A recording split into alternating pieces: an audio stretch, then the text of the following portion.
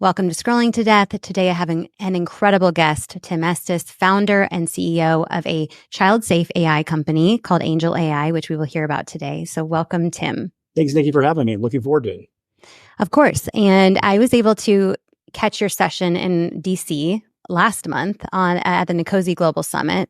And what I loved specifically about what you shared is that you have two young children and you are dedicated to finding ways to allow them to use tech and even use AI, but for good and for ways that are safe when most companies are really putting profit over kids' safety. So if you can just start by telling us about Angel AI and what led you to create this resource for families. Yeah. So Angel Kids, we started about a year and a half ago, raised some capital to build essentially a replacement of the browser for children.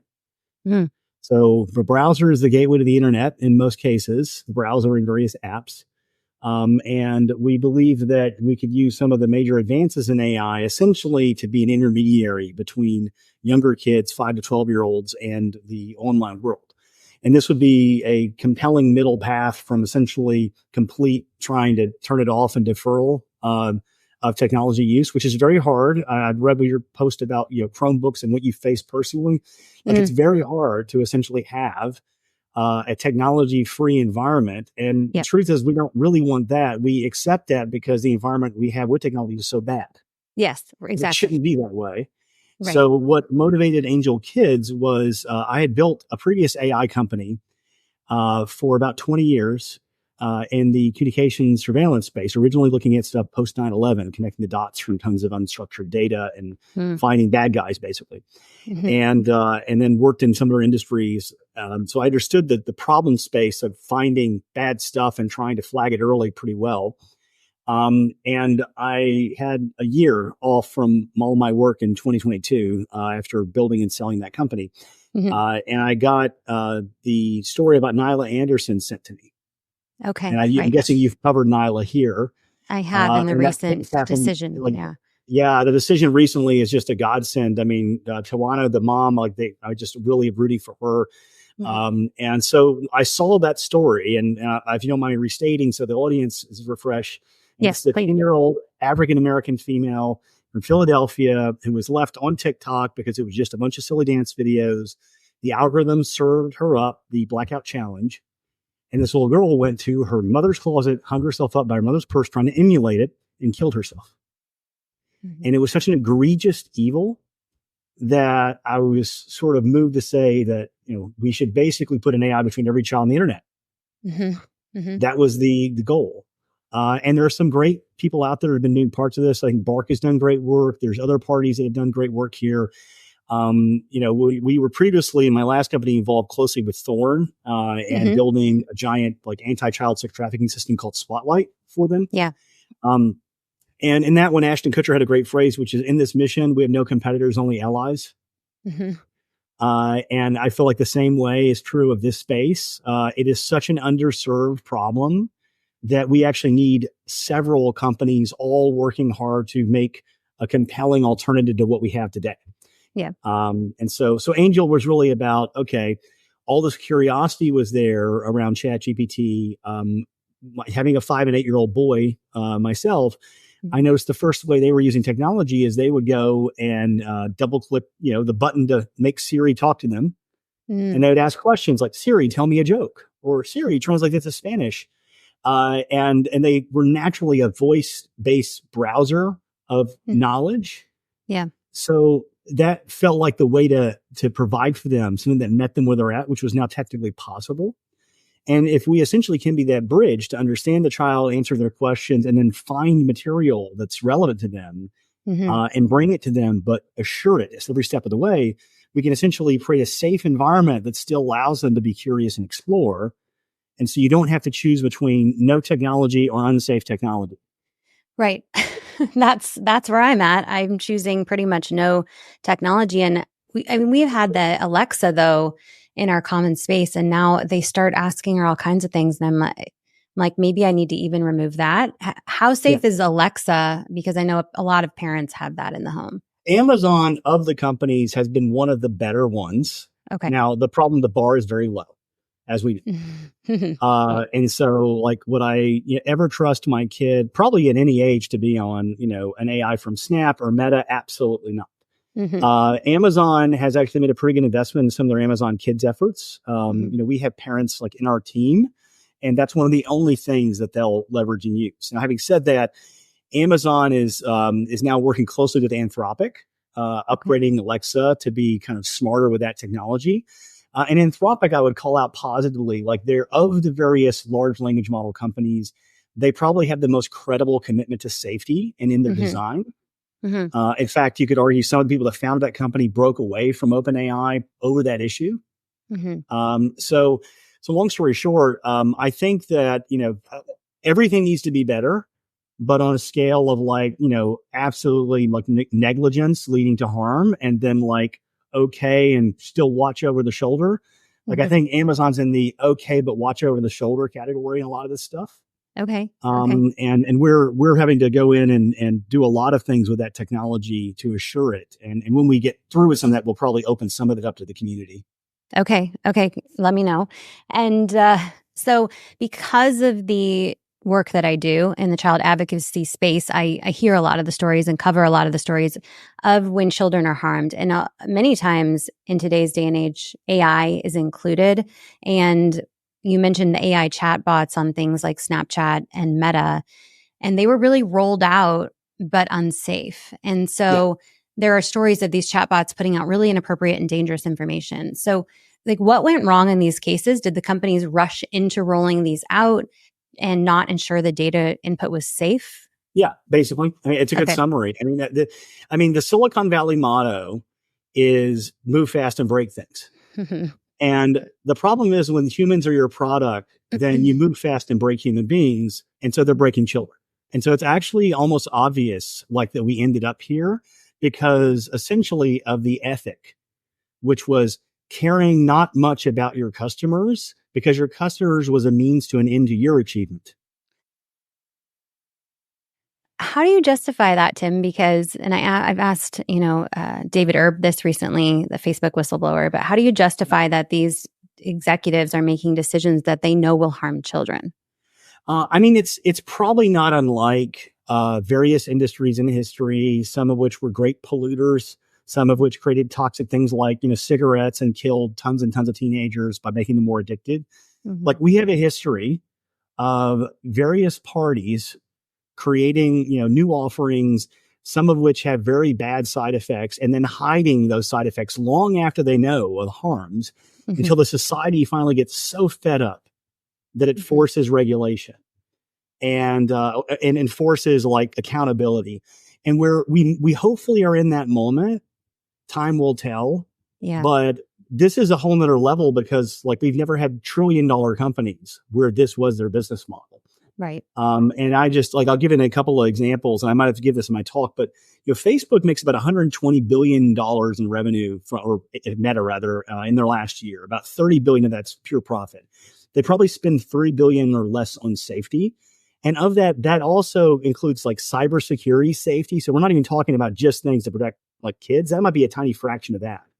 So other industries might be spending 7 to 10% or 11% of revenues on safety and compliance issues. I spent a lot of time in banking and they have huge obligations. And what I find interesting, I use an analogy when I brief on Capitol Hill, like if HSBC said, well, we can't protect against money laundering because it's encrypted, they would last 5 seconds before a regulator shows up, finds them $1 billion and puts someone on their board to monitor them for 4 years. And that's actually happened. Meta says it's end-to-end encrypted. We can't do anything about it. And now people are dying, like not just money laundering, like dying. And there is no consequence. And so that's where just something has gone very much awry. But it's actually half the fault of the court system and half the fault of our leaders. And maybe it's a little bit of our fault, not as parents for failing to protect because it's been an unfair fight the whole way. But probably because we may not have paid enough attention when the early signs were there. And now it's so out of our control. And you mentioned the end-to-end encryption. I mean, and Meta uses that now. I mean, these social media companies use it to avoid liability for what happens in those conversations. But Meta actually, when they were Facebook, added that in end-to-end encryption after they already knew that tens of millions of children were getting actively groomed on their platform.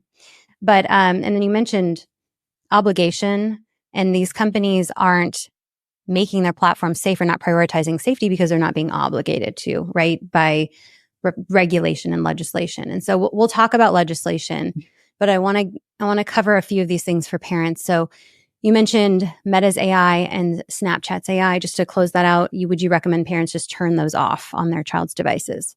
Yeah, I think that, I think that one of the things that's interesting is technology historically has been about essentially getting us more productive and giving us more net capacity. And social media as a whole, with very limited exceptional cases, is actually the opposite of that. It's in general making us less productive, have worse health, think poorly about ourselves, and yet occupy a tremendous amount of time. So it's almost like the anti-technology technology. If you are more of a technology like optimist, like I want to be, but when you take technology that's powerful and you put it into people's hands, that the only explanation I have for the neglect that you're flagging and that I'm also kind of reiterating is an ethical failure. Like it's just, if anyone could, wake up and look in themselves in the mirror, knowing the CSAM that flows through Instagram and know it's there for years and not say, okay, all C staff, we're meeting tomorrow morning. I want this dealt with in 30 days. Yeah. Like that is what, or even like, I want it shut down until we have a way to deal with it. And so, that's what's missing. And it's fortunately, there's a little bit of the capitalistic element of, there's no liability, so there's no limits. So that's the part we have to balance out, probably regulation. But, if we had, frankly, a better class of leaders in this area, like the companies wouldn't operate that way. And so we have a technology problem that is actually just an echo of an ethical problem. And so given that situation that we're in now, and, set aside turning off the AI chatbots on these platforms, on these social media platforms, are you suggesting that parents should just not let their kids on the social media platforms in the current state that they're in? Yeah. I don't think there's any value, especially if they're below 16. I think even above 16, they're not really of much value, period. But I think that, I would never let, any of our kids be engaged on that, into that age group. Yeah. And I hope that over the years, I've got 8 years with one and I've got, about 11 with the other one to go. I'm hoping enough influence will happen to where by the time they get there, they're like, that's the lamest thing I ever heard of. Like, why would I freely put all this stuff of mine out there and have my psychology hooked into what people thought about it en masse, many of which are almost strangers. Like, when did that actually be a thing? I don't know, Tim. How did we get here? I think about it a lot. Yeah. Okay. And then you mentioned there's a scale of, AI tools that are harmful and doing an okay job. What are some of the ones that are the most harmful that parents should stay away from or keep their kids away from? So the ones I think that are and this is where I want the kids should stay away from them. But the problem is when other kids that aren't your kid or other parties that are not your kid use them, which is, I think, the image generation systems. There are one's called unstable diffusion. Okay. And there are ones out there that essentially have had safeguards ripped off, and they are basically engines for near CSAM, meaning they can be tweaked, they can be made. This is the stuff that's probably going to be most apocalyptic. Is right now that's a problem on images with the Nudify apps that are on the App Store that had to be ripped down and those kinds of things. But it's going to get so much worse because they're going to be able to do it with video, at scale, 4K quality soon, it's coming. And I briefed some people in the House leadership about this and about, 6 months ago, I said, you have a CSAM apocalypse coming when the technology that Sora showed from OpenAI becomes an open source capability people can build on. And we're weeks or months from that. We're not a year from that. And so I think that the most important thing probably is be protective of your data and your kid's image, however you can.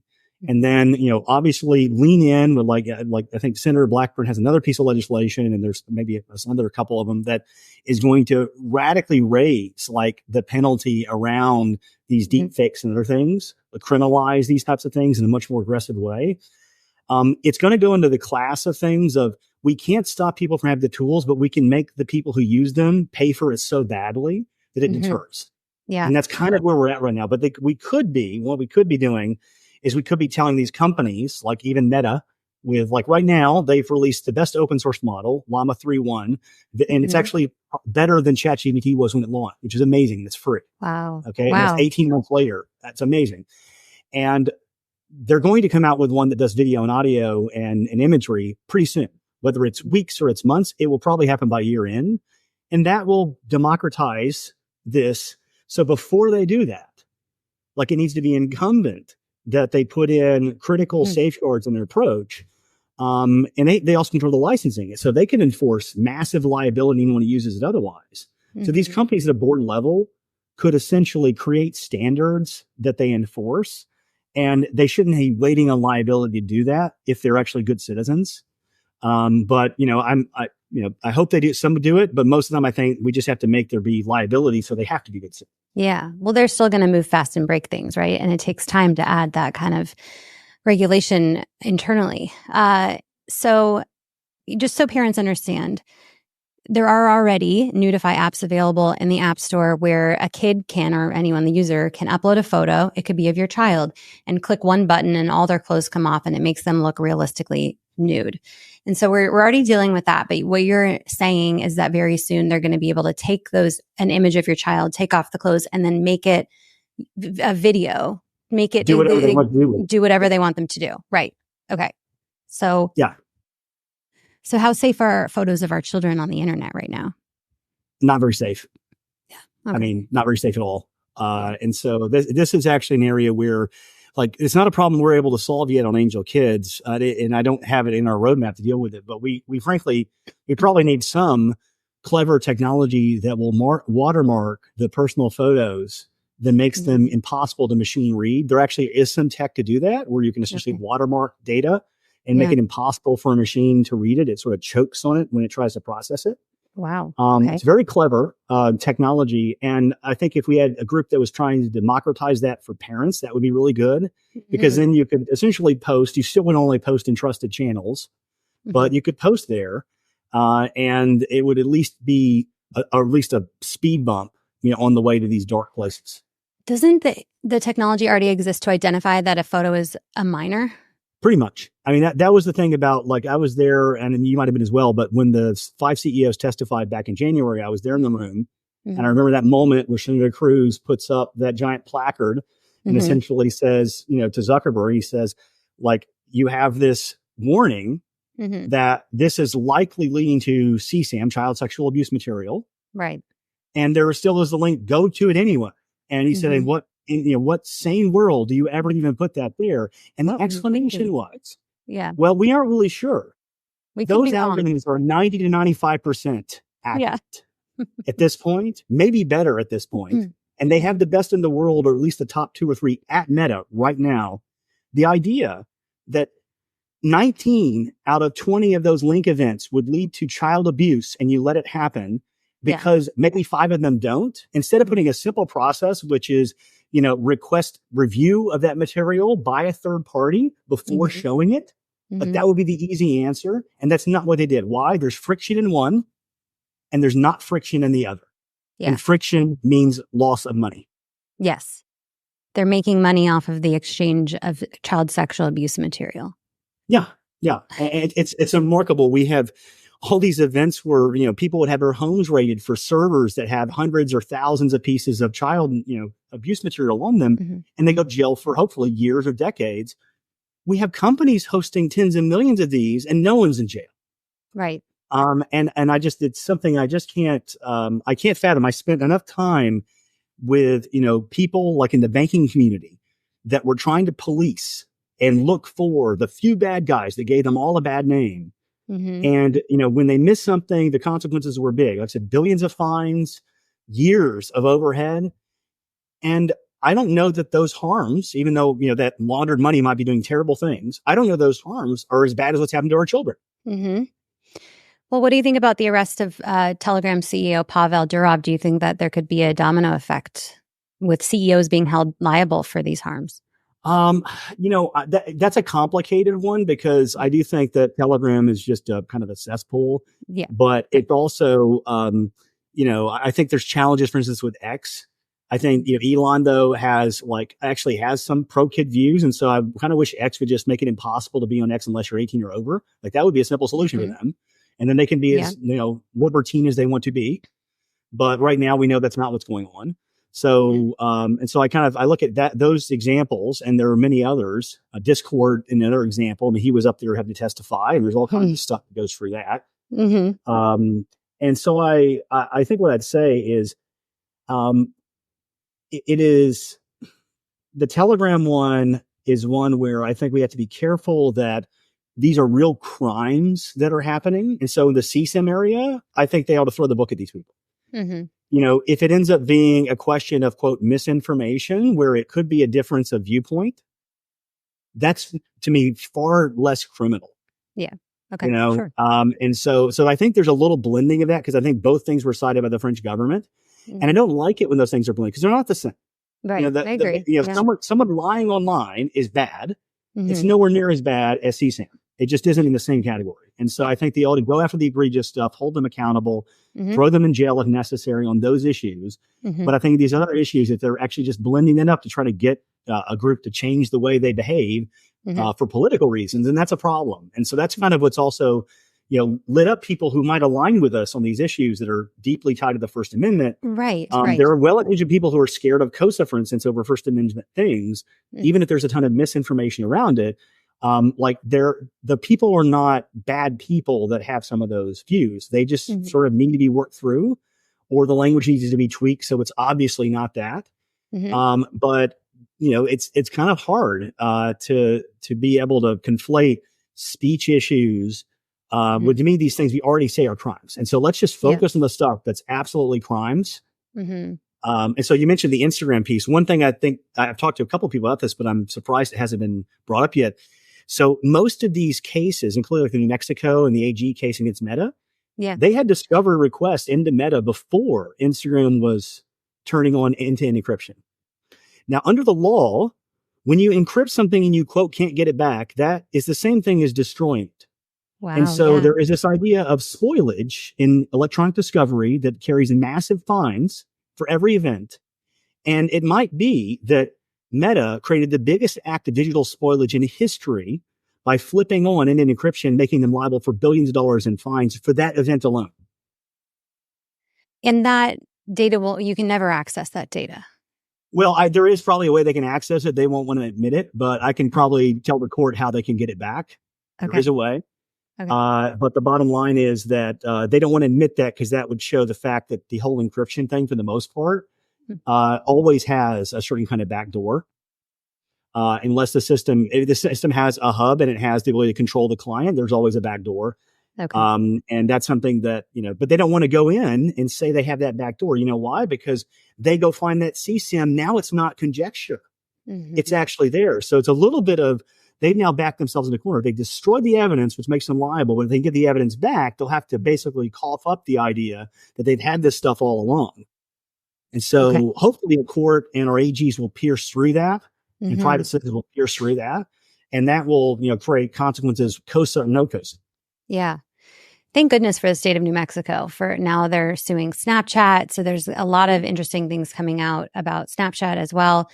And to wrap up this little bit of the conversation, I spoke with Senator Cruz last week, and we did talk about his legislation to further penalize the sharing of CSAM, whether it's made with AI or not. And so listeners can head over there to listen to that update. I wanted to touch on AI integration into school settings. What do you think is appropriate at this time? Should we be allowing students or teachers to use AI given the current state of it, or should we be waiting until it's more regulated and safer? I kind of understand maybe a little bit of both sides of that kind of equation. And so let me start with a more optimistic view, and then, lay some standards down that, if can't be met, lead to a more pessimistic view. Okay. The optimistic view is that, AI, Steve Jobs used to say that, technology was the bicycle of the mind, and AI in theory is like the motorcycle of the mind. It is the same concept, but potentially radically faster, like more able to go further distances and do things. Mm-hmm. There's a lot of value in it. I mean, the ability of it to distill a lot of information, summarize it, and then think about it. But the critical part is design. It's basically, how do you make sure that in an educational environment, the AI is there to help the child think and help the child think about thinking? Yeah. Yeah. Instead of packaging up, essentially mediocre answers and therefore not thinking. And so if AI becomes like Google Maps does, I mean, I don't know if you faced this in your life. I faced it in my last 20 years. I used to know my way around a few cities pretty well. Right. And even though as I move around now, oftentimes I still use Google Maps to go places. Is the feeling of security. But I also realize I'm not learning anything else. Like, I don't know how to get anywhere else in the city because I stopped learning how to do that. And we're adults we have developed brains and we still lose it. So that's a challenge, I think. I think that's the bar, is it has to be provable, or at least highly probable that the approach AI is being used in. Let's put an example. There's a great tool called Synthesis that is about teaching math through AI. It was built by a bunch of people that were essentially creating outsourced curriculum for like the children of SpaceX employees. These are very, very smart, like mathematicians and scientists that they wanted to, tutor their kids, and they built this thing. And it's not there to tell them the answer. It is very thoughtfully built to actually evolve their understanding. And so AI has the ability to translate things that previously were hard to translate to kid. It's one of the great potentials that hasn't been fully tapped. And a lot of ways, that's what we're doing in Angel Kids AI, is to do translation versus blocking. Because then the kids get something, they don't just want to get around it. Yeah. And so I think there's a way to use it positively. So I'll start there. However, I think naively just turning it on and letting it go is problematic. And, it could be that OpenAI becomes like the McDonald's of the mind. And so I think that, it's very possible these language models become, in some ways, replacement of food, much like replacement of food with like junk food or processed food. And that hasn't been good for us either. A whole nother topic, but like there's almost no doubt that journey for us has been bad for the net health of people. And it will be similarly bad for people's intelligence and their capacities, unless it's essentially refined to have specific goals, which are about advancing the curiosity and the capacity of the children, versus becoming essentially a second memory bank for them where they don't have to remember anything. Because if you don't remember things, the way the brain works is things start in your short-term memory, and then it moves into this midterm memory when you focus on it long enough, and then you sleep on it and it comes in the long term. And that reorganization of the mind ends up creating the conceptualizations that let us have our ideas and our frameworks. When you're in an environment, this is why TikTok, all these things, hyperlinks before it were so challenging, where you're dumping your short-term memory all the time. You barely remember what you saw 5 minutes ago because you've got some new stimuli. When that happens, you're starving the higher parts of your brain of what it needs to actually build up really compelling, foundations for knowledge and reasoning and empathy. And that's why I think at root, these highly like dopamine addiction systems, or these systems of ease, on the other hand, that would be the AI version, why they can potentially backfire and turn us essentially into shallower people. Wow. So what currently exists Angel Kids AI, and what currently exists to help our children to flourish within their creativity and not do it for them? Yeah. So right now, in most cases, I think it's best that the parent be alongside of the kid in this space. Okay. So I think it's a case almost like with the browser. Like, I wouldn't leave a browser to a 9-year-old without any guardrails. So, I mean, we're trying to build that all built into Angel Kids, but it's not the answer to everything. It hopefully will solve a really serious problem. But when you think about the educational side of this, there's companies like Merlin Mind is one that's interesting. Okay. And they've been trying to build a kid safe like curriculum based AI. And these are very well-intentioned people. They're backed by a very thoughtful VC called Learn that is all about human flourishing. Okay. So there are some good guys in this trying to do really good work. There aren't enough, probably. I would say that Khan Academy is another good example. So Khan Academy has been working with OpenAI, and what they've done with their AI bot, Khan Amigo, is just magic. And it's powerful. It's something, though, that has been built with that same concern of, we're not here to have the kid get answers. We are deeply knowledgeable of education. We're here to basically create personal tutoring. And we know that personal tutoring will advance and accelerate a kid's growth. Mm-hmm. And that's the promise of AI is if we have, and once again, when you think about it, there's not advertising there. Their business model is aligned to their customer getting a certain growth. In this case, the kids of their customer getting a certain growth. When the business model is well aligned, you tend to find better products, healthier products. When the person on the other end is a means to an end, like in so many of these attention and advertising based models, it almost always drives into exploited use of AI. Mm-hmm. Is ChatGPT safe for kids to use? On its own, no. Okay. So not if you were to log in and you have a kid start pounding away at any question they want, there is a decent probability they'll run into things that you wouldn't want as a parent them exposed to, especially younger kids.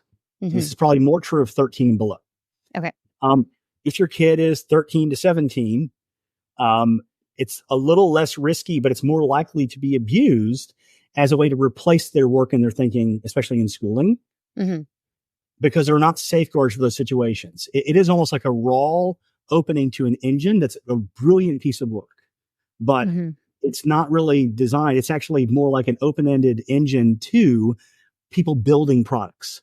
And so we really do need those products that live on top of ChatGPT and other types of systems to be able to ensure that, kids have safe access, that elderly have safe access. There are other parties that potentially, could have, struggles with this technology that are not just young kids. But for the most part, I think the risk is that the internet itself is not age appropriate. ChatGPT was trained on the internet. Therefore, unless you specifically overlay on it, it's not going to be trained in a way that's appropriate for kids. So how do we transition as a society from harm to protection when it comes to the AI technologies so that parents can know whether or not an AI technology is going to be safe for their children? So this cuts across 2 or 3 different dimensions, I think. So, okay. One is I think you've got to look at the companies and their track records. I mean, I don't expect most parents to become like accomplished technical engineers. Right. So I think telling parents, you got to understand this. You have to understand what a transformer is. I mean, I thought transformer was a toy. It's actually some building block of AI, right? Mm-hmm. And so it's not really fair any more than it would be to say, understand how car engines work before you actually go buy a car and be able to put one together. It's kind of silly. There's no standard. Right. Yes, but you can compare what we probably are in the early phases of. I know Common Sense Media is working on this as well. Okay. We're in the early phases of people rating and reviewing AI related to young people. Mm-hmm. I think we have to stay close attention to that until we see some things that get great ratings and have vetting. Mm-hmm. Then parents should sort of be co-pilots with the kid in using AI. Mm-hmm. I think I wouldn't deny it to them. I think it's a really interesting kind of thing to show them and expose them to relative to what it can do. Mm-hmm. But I think it's extremely important that we not leave them alone with it. And that's kind of where we're at. Now, there'll be companies, and I plan on Angel Kids being one, and hopefully there'll be many things like this, where we will design from the beginning, like the language model that we're going to allow people to access and chat with. Like we will have guarantees that it doesn't say the wrong thing to a 5-year-old versus a 9-year-old. Mm-hmm. Yeah. That it has in mind, it defers. Like the magic of what we do is we will answer numerous questions. We'll try to answer at the right level for that child. And if it's a topic that's either, inappropriate entirely, like it's going to get deferred and said, we don't talk about that. It's better for your parents. Mm-hmm. There's other categories where the AI will give a high level answer, almost like you ask about Santa Claus. And, it's going to end up talking about, Santa Claus is this kind of person, and here's people have different views about it. And then, then parents might be brought into the equation. Like, what does your parents think about Santa Claus? And so that brings the family together. And that's kind of how we designed it. And I think that is probably one of the better approaches, because it's not on us as a company to decide like things that are factual, not factual. I think we have an obligation to have high veracity. Mm-hmm. But when it comes to these sort of value divergence areas where there's a broad diversity of views and population, that has to be given over to the parents, because they have both the moral and legal responsibility around that to the caregivers. Mm-hmm. Yeah. And the AI needs to be a tool they can use, not a replacement of it. Mm-hmm. I love the approach, and it's something that I do in my home is tech together. So we are always doing whatever it is related to tech, it's together. And a lot of parents are handing the devices or the phones to get something done. And a lot of times the kids are accessing all kinds of apps that are unsafe. And so if we back up, tech companies across the board are not required to be safe for kids. And that's why our legislators have been working on federal legislation to make tech safer. So what bills are you feeling will help us protect our kids? Yeah, so there are a set of those bills. I'm really only like super deeply involved in COSA. Yeah, I think, let's just talk about that. before some changes, I thought Stop CSAM was one that absolutely needed to be dealt with and put forward as well. There's probably a few tweaks. It had a few tweaks on the Senate side and stumbled a bit. Okay. But I think that the core premise of it is an absolute essential. People, like, if you're not blocking like a criminal activity like CSAM, like, you shouldn't get the protections and the identification. I think the idea is brilliant. Yeah. Right. And highly supportive of Senator Graham and the other senators who had put that forward. Having said that, I do believe COSA is the linchpin. So the Kids Online Safety Act, because it is the beginning of creating a framework that puts into balance the potential of technology with the responsibilities of technology. And that has been out of balance for a couple of decades now, where we basically provided a complete laissez-faire attitude on what technology was allowed to do, what tech companies were allowed to do in their business model, and the side effects of what they had built. And we've given them carte blanche immunity essentially on that, due to both the poor way Section 230 was written, but also a lot of the way the courts have used it, which has been really poor. And with the Nyla Anderson case, there's finally daylight that some judge or panel is saying it was never supposed to be that absurd. Right. And so there's daylight, but it's taken how many years of these cases being thrown out for us to see a couple of rays of daylight.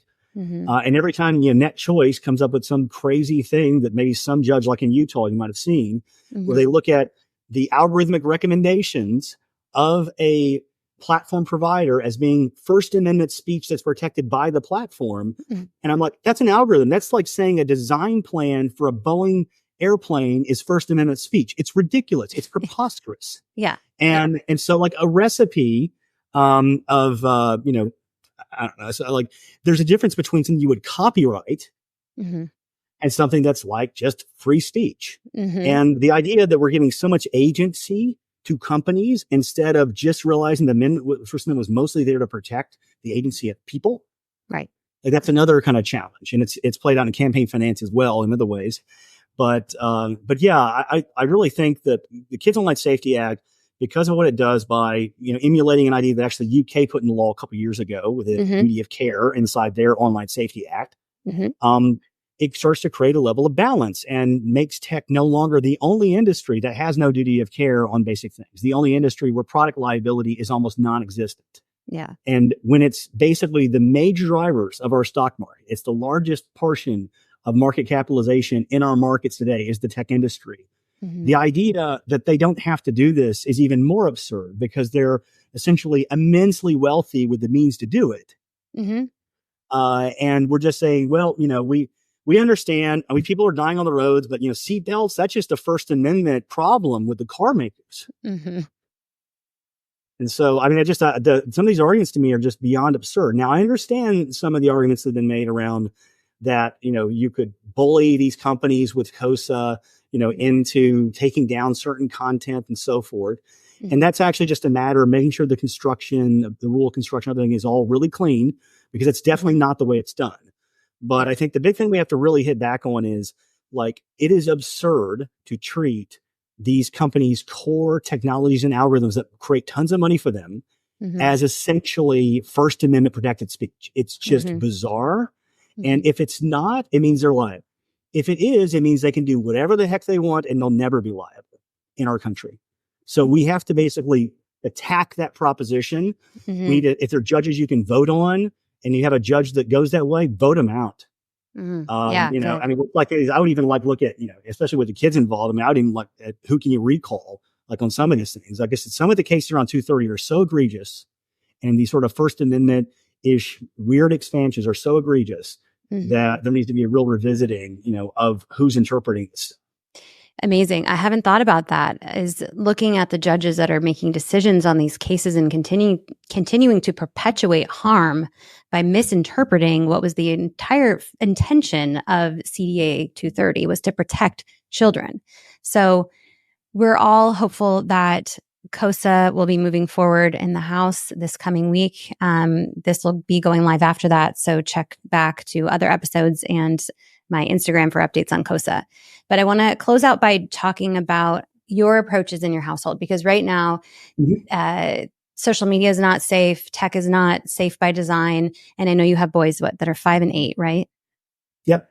5 and 8. So how are you integrating tech and AI into your family life in a safe way? So of course they've been testers of Angel Kids along the way. Mm-hmm. And so the new thing, in fact, my youngest son is actually named Angel, and that's where it comes from. Oh, cute. So, my older son is named Timothy. And so he got my name. And so the least I could do with my younger one is to name the next thing I built, for him. And he's one of those, deep feeling kids, if you're familiar with that, like kind of construct. Yeah. And so I'll give a little example. Like, technology is a lot more enticing and hard for him to get good boundaries on than my 8-year-old. But both of them have given too much time, and too much time might be an hour or an hour and a half. I mean, we can look at exactly, both of them can get pulled in too much.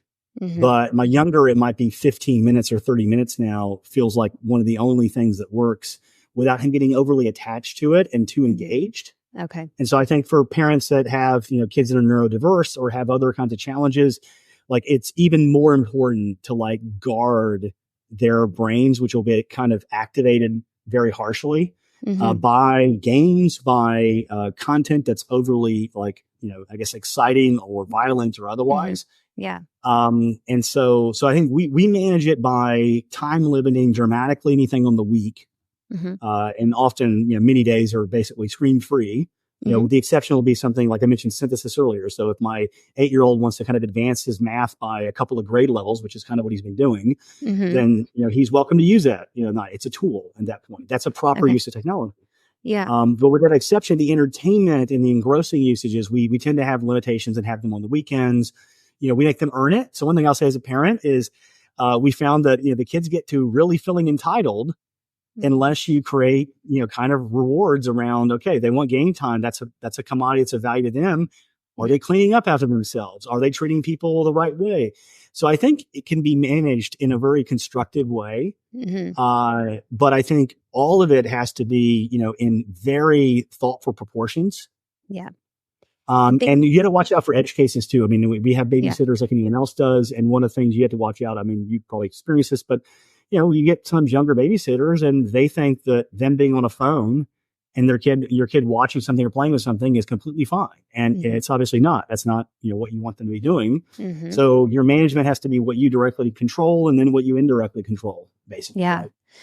Yeah, great. And thank you so much for bringing up like the difference in the way that kids interact with technology and how much they can get hooked on it. Any other advice for parents or anything else that we didn't cover that you feel would be important for them to take away today? So one thing I think is interesting is I do think that one of the biggest risks that comes up with kids, we even see it with ours at this point, is just that ability to off-ramp them from technology in a way that's like not creating a lot of drama and tension. And it's partially because this thing is almost addictive once it goes past a certain threshold, and it's really easy to go past that. I think that trying to set up, kind of, guardrails around like, okay, you're going to get this, but at the end of this, I don't want to hear any like complaining. I don't want it to be a fight because then you're not going to get it tomorrow because it tells me you can't emotionally manage it. And we're often having that conversation with both of our kids and they're, the right way for their age. Yeah. Because it's important for them to be in the front of their brain, not the back of their brain when they start the engagement and to hold themselves there to some degree, and allows them to develop resilience. Because when they go in passively and it's a way to just eat up time, then they're going to get sucked in. But if it's framed, then your kid views it as, I have to be aware of this. I have to be almost like looking at myself as I'm playing it of, am I getting too agitated or upset by it? I think that and the ability to be managing when that happens so that it doesn't interfere with their sleep patterns. Because Having too late an engagement with certain technology will often interfere with their sleep patterns, and that's something that can have a lot of cascading effects. So we're pretty mindful of that. So it's normally an afternoon thing. We rarely want it to be a morning thing because there's a lot of things you need to get up and focus on and do and be kind of healthy and active. Yeah. And then in the evening, like there has to be some buffer period where it's, you can listen to a book or you can read it together, the two boys, things like that actually get them to a place of calm and a place of kind of settling down where their brain is ready to process. And that's kind of what we've learned. And we don't learn it because we've read a bunch of things and we know all this. We've learned it the hard way. We've learned it by watching our kids the next day when we don't do it and then tried to back them to it. And that's frankly how most of us as parents learn. We rarely get the manual. We rarely have the time to read the 30 books or 50 books it would take to feel remotely competent. So we do the best we can and we basically adapt because we care about our kids and we're trying to watch them and love them and listen to them. Yeah. And what you shared about how the brain works and what happens when they're asleep is so important here because they need that good level of sleep. They need that long period of sleep. And one thing I wanted to mention here is that they may just do it on their own too when it comes to their sleep routine. I mean, my son, we don't do devices at bedtime, but he plays Legos for a while. And then he told me the other day, he said, at 8:00, I start reading until I get sleepy. And I was like, me too. It's so cute that he figured that out on his own, that the reading really calms you down and gets you ready for that sleep time. Yeah, it's a great habit and love to put into your kids at a young age. And it's going to prove very helpful to them. We're all overwhelmed, parents, getting surprised by things. And so whenever I throw these things out, I guess one thing I'd send to anyone that's listening is I'm just in it there with you and you're in it with me. And we're all just trying to figure this thing out. With Angel Kids, that's one tool we think can make it easier. And there's some aspects of it. For instance, there's an aspect that idea of pulling away technology. We actually created a way for Angel to create time limits, on parental command, by texting the AI and saying, can you wind this down in 5 minutes? And then the device will actually wind down in that window of time. Cool. And it'll be done in a way that's not so disruptive. And then we found that kids will naturally get the time limit and put the thing down. Amazing. Okay, so where can parents learn about Angel Kids and when will it be available? There's a wait list now, right? Yes. So angelkids.ai is our site. You'll see some of our capabilities and what we're building. Okay. They'll be increasing, I think, coverage of it as we build it further. We've been testing with a couple hundred families over the summer, so we're getting a lot of feedback in that, adding capabilities that we've learned that they wanted. And we plan on, before the end of the year, releasing to that wait list. Okay. And there'll be some special things for people that decide to sign up on the wait list in terms of when they get it and maybe the economics of what it is, because it will be a subscription-based product from day one. Okay.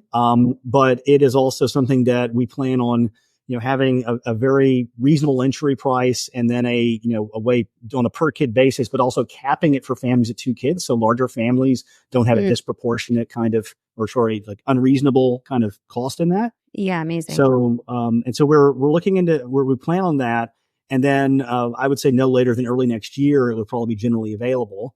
Okay. But, we're also, for us, the number one thing is we have to keep getting the same testing feedback to ensure we've hit all these edge cases of safety. And we have the data to prove that it's really helpful to those kids. And so far, all of that tracks. Okay. But we will not ship something. We will not, move fast and break anybody. So we will not ship something until we have complete conviction of that. And I'm thankful I've got 3 amazing investors behind us in terms of funds. One of them is explicitly an AI for good fund. Oh, cool. Okay. And so, and he previously built a $6 billion AI company, and then he decided to go invest in this space to make sure AI was a net positive for the world. Wow. And so we have other parties like Magnify, which is a group of 2 amazing women that are trying to build the technology to support the care economy of the future, realizing parents are overwhelmed. So their mandate is to go build things like Angel. Wow. And so we're very blessed in who we have as our backers. And I think that because of that, we're also going to have the patience that, I don't have investors knocking and saying, when's this coming out kind of thing. They know the schedule and they know that it has to be when this thing is ready and compelling and almost bulletproof from a safety standpoint. And the fact we haven't put it out yet doesn't mean it's not. It just means we're taking in enough data to have deep confidence And we're basically expanding our reach as we have more confidence, which is how you would do a product like this, I think, instead of just give it to the world and hope nothing goes wrong. Thank you for not rushing it like these other companies are doing. First of all, I would love to test it if there's openings for that for our family. Yeah. But yeah. Okay. And then I would love to do a demo when you're getting close to launching so I can release that and parents can see a demo of it and access it right when it's ready to go. So thank you, Tim, for having this conversation. You're a wealth of knowledge. I could have gone a bunch of different directions. I had to keep cutting myself back. So let's have more conversations soon. And I hope that parents go to angelkids.ai and join the waitlist for their product. And I will bring you more when it's ready to launch. So thank you, Tim. Thank you, Nikki. Thank you for all that you do, and keep it up. We need it. We need your voice out there and the people you showcase to change this environment we have today. Thank you, Tim. Appreciate that.